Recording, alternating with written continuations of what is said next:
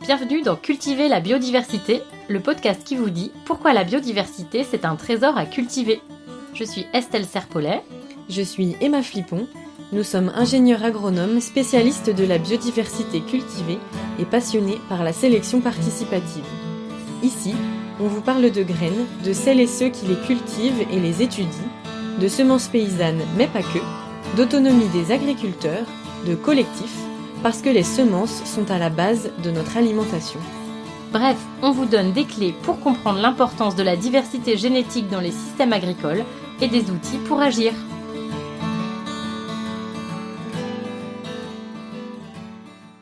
Cultiver la biodiversité, épisode 4. C'est quoi les semences paysannes ? Avant de rentrer dans le vif du sujet, juste pour vous dire que parfois on va vous parler de semences paysannes et d'autres fois de variétés paysannes. Bon, globalement, en fait, c'est à peu près la même chose. Il y a juste une petite différence quand même, c'est que la semence, c'est la graine, ça représente la graine. Et la variété, c'est ce qu'on voit dans les champs quand les graines ont poussé. Dans les premiers épisodes de ce podcast, on a utilisé beaucoup de mots différents pour parler des variétés qui sont utilisées par les agriculteurs.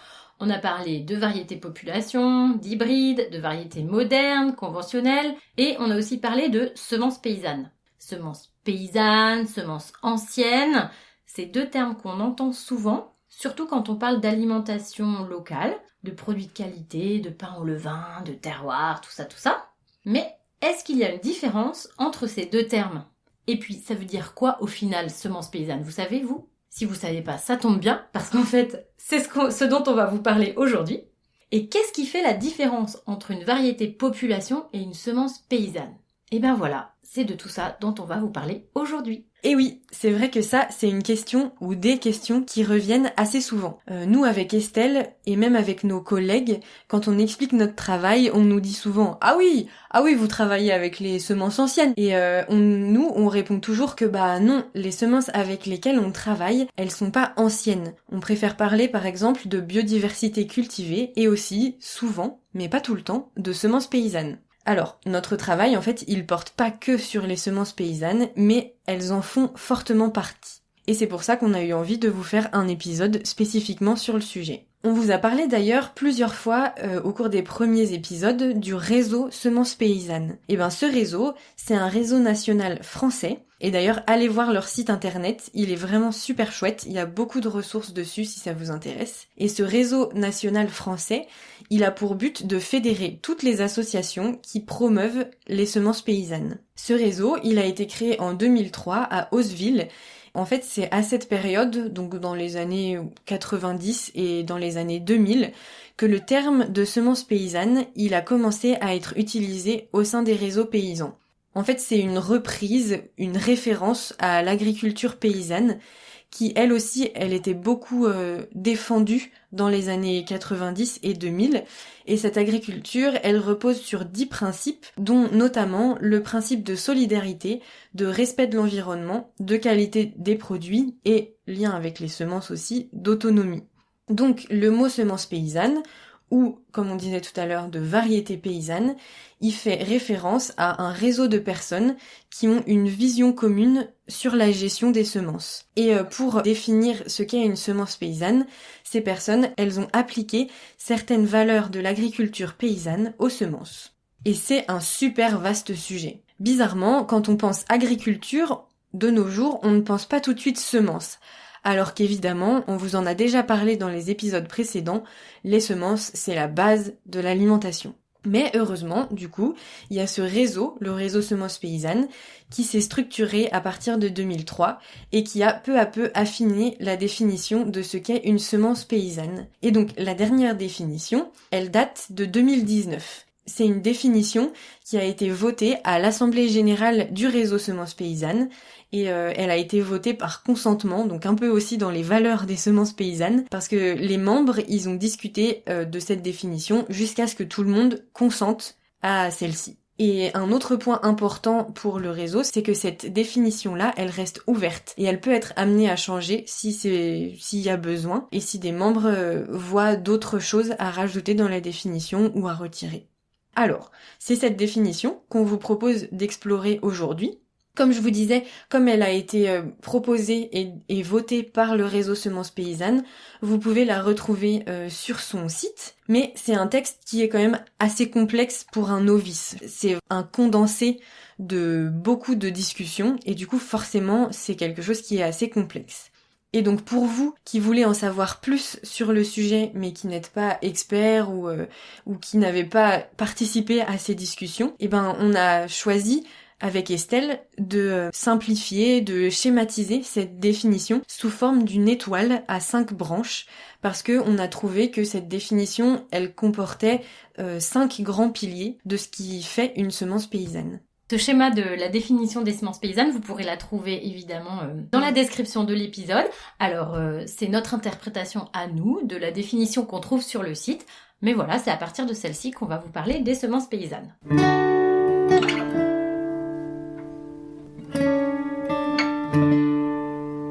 Donc c'est parti Emma, on commence par la première branche. Mais d'ailleurs, tu commencerais par quelle branche toi ?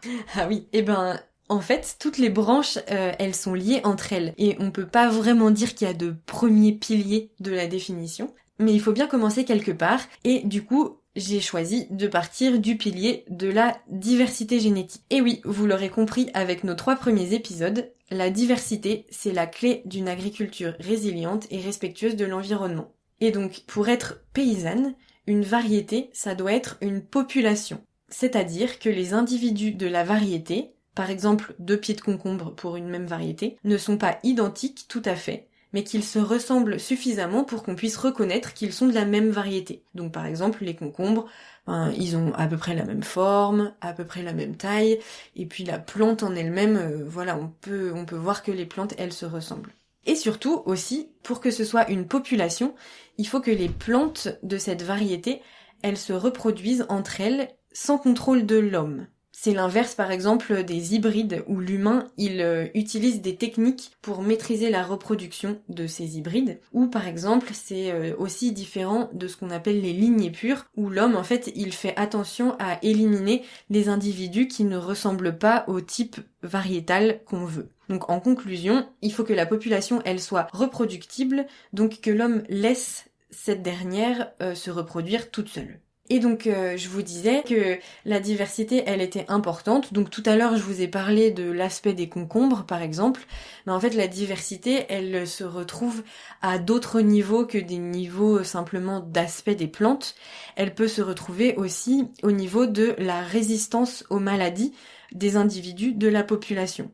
Par exemple, vous pouvez imaginer dans votre tête un champ de seigle, alors si vous voyez pas à quoi ressemble le seigle, vous pouvez imaginer une population de blé, c'est juste que le seigle, je trouve que c'est une céréale qui est aussi très belle et souvent un peu plus élancée, plus haute que le blé. Et donc, si on revient à notre question de la résistance aux maladies, si certains plants de seigle, donc c'est-à-dire certains individus membres de la population, sont résistants à une maladie, ça limite la propagation de la maladie. Parce que vu qu'ils sont résistants, ils ne tombent pas malades, donc ils ne transmettent pas la maladie à leurs voisins, et donc on a ce qu'on appelle un effet de dilution de la maladie. Un autre exemple, toujours avec notre population de seigles, si on a une année sèche, certains individus de la population seront plus résistants à la sécheresse que d'autres si on a de la diversité dans la population. Et donc, on limite les pertes de rendement, les mauvaises années, s'il y a certains pieds qui résistent à la sécheresse. On aura évidemment un rendement plus faible qu'en dehors des périodes de sécheresse, mais au moins, certains individus auront pu se reproduire. Et donc ça, c'est quelque chose qui est très intéressant pour des agriculteurs qui souhaitent mettre en place une agriculture résiliente, respectueuse de l'environnement, parce que souvent, quand on est dans cette démarche-là, on n'utilise pas de pesticides et d'engrais ou de manière très limitée pour modifier l'environnement et faciliter la vie des plantes. Et donc, pour que les plantes s'adaptent, il faut de la diversité. Quand on prend une semence commerciale, par contre, il y a des exigences d'homogénéité et de stabilité pour que ces variétés puissent être vendues, donc pas de diversité, donc pas d'adaptation.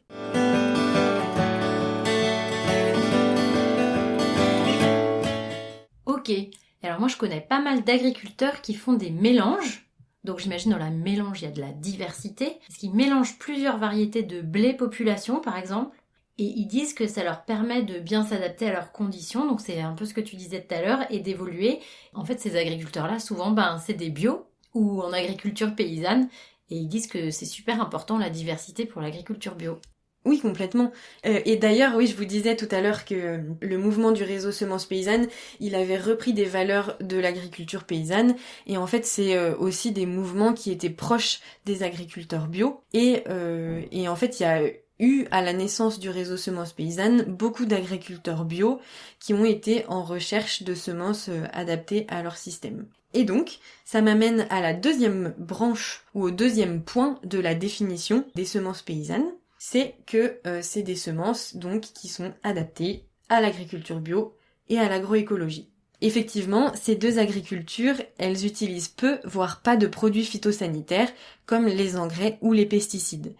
Elles ont une approche de la santé des plantes et des animaux qui est de dire que si l'écosystème dans lequel elles vivent est équilibré et en bonne santé, alors les plantes, elles le seront aussi. Mais du coup, les plantes aussi, si on n'utilise pas de produits phytosanitaires, elles sont entre guillemets moins boostées par les engrais, moins protégées par les pesticides, et donc elles doivent toujours entre guillemets être capables de se débrouiller toutes seules. Alors on parle de plantes, c'est un peu bizarre de dire qu'elles doivent se débrouiller, mais vous avez l'idée. Et donc leur diversité génétique, elle leur permet de se débrouiller. Et d'ailleurs, pour aller plus loin, en agriculture biologique et en agroécologie, on valorise cette diversité à toutes les échelles, pas que à l'échelle de la diversité génétique dont je viens de vous parler.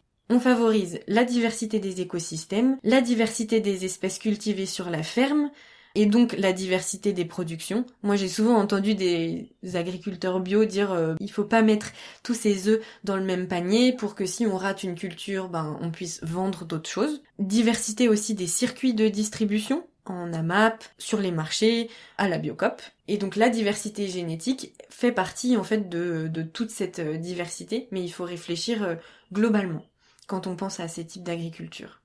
Comme on vous disait dans l'épisode 2, les variétés paysannes, elles sont sélectionnées par les agriculteurs pour s'adapter à leurs pratiques qui valorisent la diversité à toutes les échelles. À la différence des variétés sélectionnées pour l'agriculture conventionnelle, les semences paysannes, elles sont plus rustiques, plus résistantes aux aléas, par exemple aux maladies, aux conditions climatiques un peu compliquées. Et du coup ça c'est très spécifique des semences paysannes, parce que comme vous le savez, il existe des semences commerciales qui sont estampillées bio, et ça il y en a en plus de plus en plus qui sont disponibles, mais pour la plupart, le plus souvent encore de nos jours, elles ne sont pas sélectionnées dans des conditions bio, à part certaines exceptions. Ça veut dire que pendant les années où les sélectionneurs travaillent sur ces variétés, ils vont travailler en conditions conventionnelles, et ensuite pour que les semences elles puissent être vendues comme des semences bio, elles vont être cultivées pendant 1 à 2 ans en bio. Et c'est tout. Et c'est tout.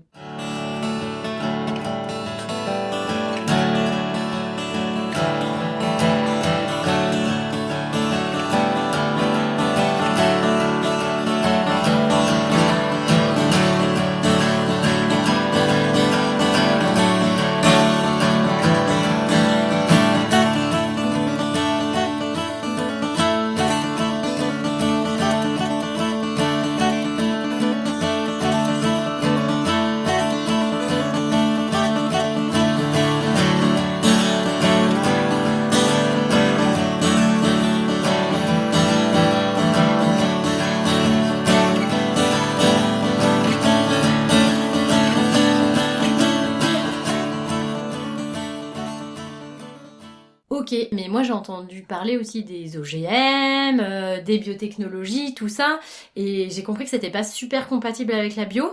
Du coup, est-ce que les semences qui sont sélectionnées en conventionnel et ensuite qui sont juste cultivées en bio pour être vendues en bio, est-ce que en fait on a le droit de les vendre en bio ou pas? Pourquoi? Enfin, du coup, il n'y a pas un truc un peu plus précis sur les semences sélectionnées pour l'agriculture bio ou pas? Tu peux m'en parler un peu plus? Oui, complètement. Et du coup, ça nous amène d'ailleurs à notre troisième point de la définition des semences paysannes. C'est qu'une variété paysanne, elle ne doit pas comporter d'usage de biotechnologie dans l'histoire de sa sélection. Concrètement, ça veut dire que d'abord, ça ne doit pas être un OGM ou qu'il ne doit y avoir eu aucun recours à une biotechnologie quelconque pour créer la variété ou dans l'arbre généalogique de la variété. Donc en gros, il ne doit pas y avoir eu de passage en laboratoire pour sélectionner et créer la variété.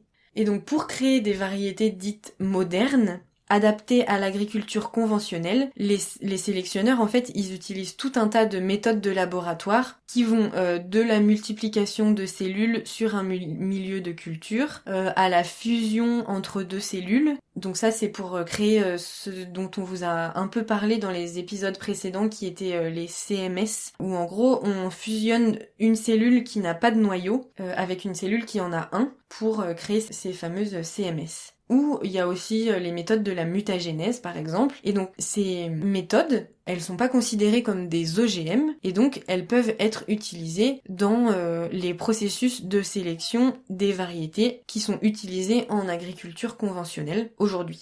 Et qui sont autorisées en bio, parce qu'en bio, on n'a pas le droit de mettre des OGM. Mais on peut utiliser une variété commerciale qui a été créée avec ces méthodes biotechnologiques, elle peut se retrouver produite en bio, c'est ça ? C'est ça. Ok.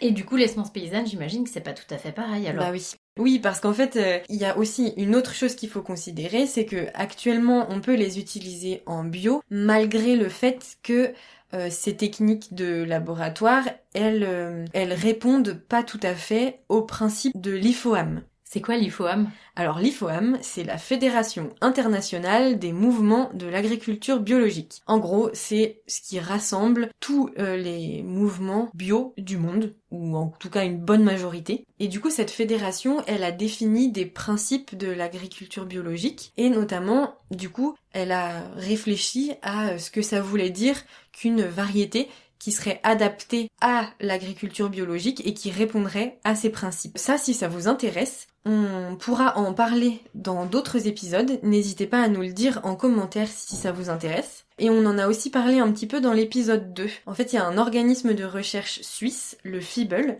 qui a publié un rapport qui recense toutes les techniques de sélection et qui précise lesquelles ne sont pas adaptées à la bio, selon les règles de l'IFOAM. Et donc le réseau Semences Paysannes, lui, il a pris le parti de dire que on respectait les principes de l'IFOAM, entre guillemets, à la lettre, et non pas simplement ceux de la réglementation. Et donc leur idée, c'est de dire pas de biotechnologie dans l'histoire de la sélection, pas de passage en laboratoire, quel qu'il soit, ni mutagénèse, ni évidemment OGM, ni fusion de deux cellules par exemple.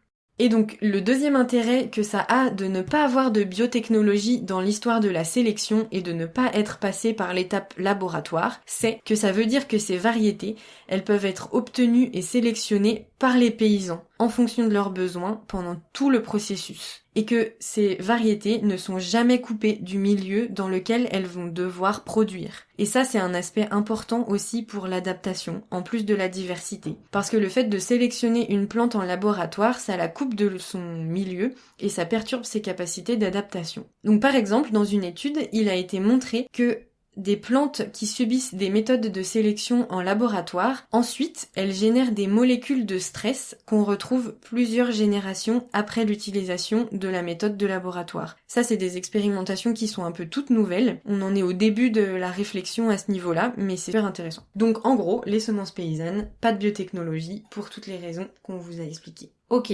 donc les semences et les variétés paysannes, ce sont des populations avec de la diversité génétique, elles sont cultivées en agriculture bio ou agroécologie, et la diversité génétique, elle leur donne les capacités d'adaptation et d'évolution qui sont nécessaires et importantes dans ce type d'agriculture-là. Et troisième point, elles sont sans biotech. On est d'accord ? Oui, c'est ça. Ok.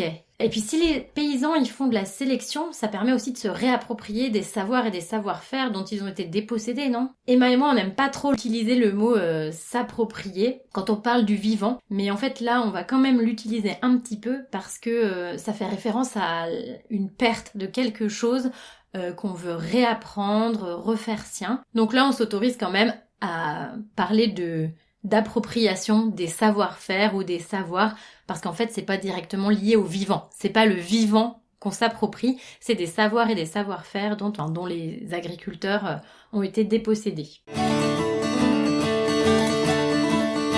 Oui. Et d'ailleurs, ça c'est souvent dit, mais il y a une part très politique en fait dans la définition des semences paysannes et dans les actions aussi du réseau semences paysannes, c'est d'augmenter l'autonomie semencière des agriculteurs pour que les agriculteurs ne soient plus dépendants des semenciers et des grands groupes qui décident de tout et qui font des semences des produits standardisés.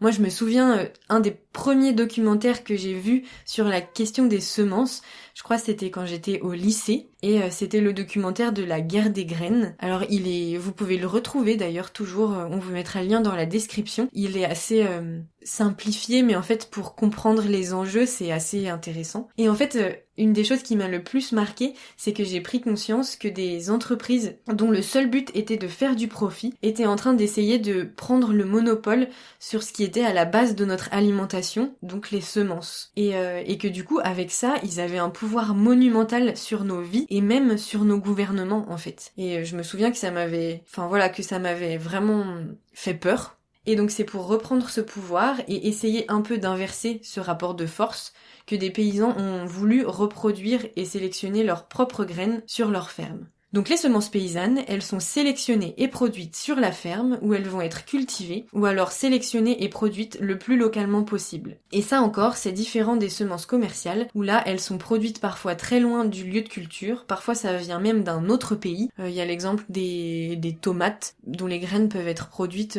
au niveau de l'équateur, parce que ça va plus vite. On peut faire plusieurs saisons de production de semences, et donc on peut cultiver des graines issues de tomates qui ont été cultivées au Kenya par exemple. Oui, et puis parce que c'est aussi souvent des hybrides, les variétés commerciales de tomates, et que c'est très compliqué à faire à la main, et qu'en fait, en dehors de la France, dans certains pays comme le Kenya par exemple, ou en Inde je crois, la main-d'œuvre est un petit peu moins chère qu'en France. Et du coup oui, on se retrouve à cultiver des tomates en France avec des graines qui viennent du Kenya. Pas très logique quand même.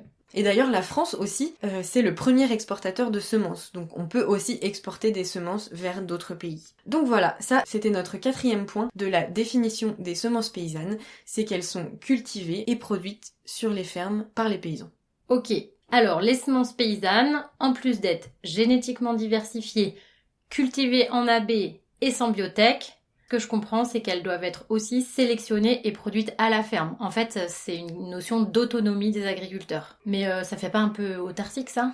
Eh ben, c'est ce qu'on pourrait croire, mais en fait non. Parce qu'avec les semences paysannes, c'est l'autonomie, comme tu disais, qu'on recherche. Et en fait, ça, c'est différent de l'autarcie. La différence, c'est que l'autonomie, c'est à plusieurs et en réseau qu'on l'obtient. Et donc ça, c'est la dernière dimension des semences paysannes, qui est une dimension encore très politique. C'est la gestion dynamique des semences. Et le fait que la semence, ça se partage, ça s'échange pour continuer d'évoluer. Et donc pour entretenir la diversité des semences et leur capacité d'adaptation. Et dans la même veine, ce qu'on peut rajouter, c'est que du coup les semences paysannes, elles ne sont pas soumises à des droits de propriété intellectuelle comme les semences commerciales. Donc ces échanges sont très importants pour conserver la diversité au sein des variétés, mais aussi pour continuer à chercher des variétés qui sont bien adaptées aux conditions des agriculteurs et des jardiniers. En gros, qui se reposent pas sur leur laurier avec une variété qui fonctionnerait bien dans leur système. En fait, la diversité aussi, l'intérêt, c'est qu'on peut toujours trouver quelque chose qui est intéressant pour son contexte. Par exemple, si on prend le cas d'une population de blé, dans laquelle il y a plusieurs hauteurs de paille, c'est-à-dire où les individus sont plus ou moins grands, et ben en général, ce qu'on observe quand même, c'est que au fil des années, les hauteurs, elles ont un peu tendance à s'homogénéiser. Pour plein de raisons, soit parce que le paysan, quand il fait sa sélection, il va avoir tendance à ne garder que les blés les plus hauts, soit parce que la population, elle est sur un sol très riche et que les plus grands individus vont verser, et donc qu'on ne pourra pas récolter les graines de ces individus. Donc après voilà, ça dépend, ça peut s'homogénéiser vers le haut ou vers le bas. Et entre guillemets, c'est pas toujours une mauvaise chose, mais quand on veut garder de la diversité, c'est quand même bien de ramener des graines de l'extérieur pour entretenir cette diversité et donc les capacités d'adaptation de la population. Et là, attention, mot compliqué, les chercheurs, ils parlent de gestion dynamique pour parler de cette notion. Et puis si vous vous souvenez de l'épisode 3 où on est allé interviewer Jean Martial, un maraîcher de la couronne rennaise, il expliquait bien que quand on est maraîcher et qu'on fait des dizaines d'espèces différentes sur sa ferme, c'est compliqué de produire les graines pour toutes ces espèces. Et en plus, si on fait plusieurs variétés au sein d'une même espèce, c'est encore plus compliqué. D'autant plus qu'il y a des espèces qui, rappelez-vous, qui sont dites allogames, c'est-à-dire où les individus se croisent entre eux quand ils se reproduisent. Et donc là, c'est juste impossible de faire la semence de 2 variétés différentes sur une même ferme. Et donc là, le travail en réseau, il est vraiment fondamental. Les maraîchers, ils s'organisent entre eux, au sein du réseau Semences Paysannes, de manière plus ou moins locale, pour échanger leurs semences en fonction de ce qu'ils produisent sur leur ferme. Par exemple, un maraîcher va faire des semences d'oignons et d'une variété de choux, et il va utiliser la semence d'un autre maraîcher pour une autre variété de choux, des carottes et encore plein d'autres espèces. Donc ça, c'est le premier aspect. Et puis souvent, quand on rencontre des personnes, elles nous disent « Ah oui, mais les semences paysannes, on peut pas les vendre. Du coup, comment on fait pour en avoir ?» Et ben justement, il faut trouver les collectifs pas loin de vous qui s'échangent des semences et vous pourrez en trouver. Et surtout, légalement, c'est possible de s'échanger des semences dans le cadre de collectifs. Alors déjà, quand on est un particulier, il n'y a aucun souci. Et quand on est un agriculteur, on peut le faire dans le cadre de l'entraide agricole ou par exemple d'une convention d'expérimentation. Et ça, il faut être en collectif pour pouvoir le faire. Donc en gros, ce qui compte quand on échange des semences paysannes, c'est de transmettre l'histoire de la variété, de transmettre l'histoire de sa sélection, comment elle a été cultivée et quels sont les savoir-faire associés pour l'utiliser et même pour la cultiver en fait. C'est aussi pour ça d'ailleurs que vous entendrez des paysans parfois qui vous disent « Ah oui, mais moi, j'ai voulu faire des semences paysannes, j'en ai demandé et puis on m'a donné une quantité toute petite et ça m'allait pas. » En fait, c'est nécessaire de commencer avec des petites quantités pour que chacun puisse expérimenter sur sa ferme et aussi adapter la population à sa ferme parce que parfois, quand on cultive une nouvelle variété sur sa ferme, elle va commencer par être malade la première année et ça va s'améliorer avec le temps, au fur et à mesure de la sélection. Et donc, quand on s'échange, pas besoin de droit de propriété intellectuelle. Donc en fait, les semences paysannes, le dernier point important, c'est de dire que c'est vraiment une aventure collective, gestion dynamique, pas de droit de propriété intellectuelle. Et donc, pour résumer, là, on a nos 5 piliers de la définition des semences paysannes. Est-ce que vous vous en rappelez ? Premier pilier, par exemple. Suspense. Elles s'adaptent à leurs conditions de culture grâce à leur diversité génétique. Ensuite, qu'est-ce qui découle de ça ? La diversité génétique, c'est bien adapté à une agriculture paysanne, en agroécologie ou en agriculture bio. Qui dit agriculture biologique dit troisième pilier, variétés qui sont pas issues de biotechnologie. Et vous voyez, en fait, tout est lié vraiment. Ensuite, les semences paysannes, elles sont cultivées, sélectionnées et produites à la ferme. Et enfin, dernier pilier, elles sont en commun, c'est-à-dire qu'elles sont gérées par des collectifs, en réseau, et elles permettent aux paysans de gagner en autonomie semencière sans être bloqués par les droits de propriété intellectuelle. En fait, chaque point que tu as évoqué, ça peut être une porte d'entrée pour les semences paysannes, et c'est vrai que selon les agriculteurs qui font des semences paysannes, ils y viennent pas forcément pour tous ces points-là en même temps, mais il y a une raison principale avec laquelle ils commencent à faire des semences paysannes. Ils rentrent dans cette démarche-là et c'est un tout qu'ils découvrent au fur et à mesure des années qu'ils travaillent ensemble avec d'autres et que leurs semences, elles deviennent vraiment paysannes. Par exemple, il y a des paysans en Bretagne, dans le Nord Finistère, qui ont voulu commencer la sélection de choux-fleurs. Leur raison de faire des semences paysannes, c'était qu'ils refusaient justement les CMS, une certaine biotechnologie qui était utilisée pour faire leurs variétés hybrides. Ils se sont dit, nous, on est en bio, et en fait, on veut pas cette technologie. Donc, la seule solution qu'on a, c'est de faire nos variétés, parce qu'à l'époque, au début des années 2000, quasiment toutes les populations de choux-fleurs étaient CMS. Donc, ils sont rentrés par cette volonté-là.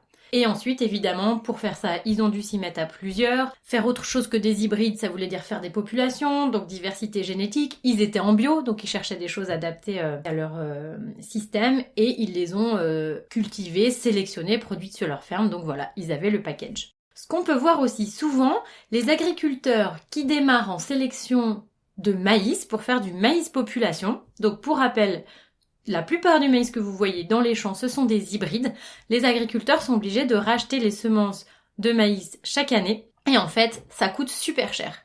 Beaucoup d'agriculteurs qui se mettent à faire du maïs population, donc des semences paysannes de maïs, en fait, ils commencent pourquoi ? pour l'autonomie semencière et surtout pour une question financière. C'est-à-dire que plutôt que de racheter tous les ans, s'ils peuvent faire leurs semences tous les ans sans payer, c'est génial. Donc ils rentrent par l'aspect autonomie, voire même par l'aspect financier qu'on n'a pas décrit avant. Et en fait, ils voient bien que la diversité génétique, c'est super, parce que ça permet une adaptation, et notamment sur le maïs, on voit des adaptations à la sécheresse qui sont super intéressantes. Et grosso modo, le maïs, c'est une plante qui évolue assez vite, donc ils voient que justement cette diversité génétique permet une vraie adaptation.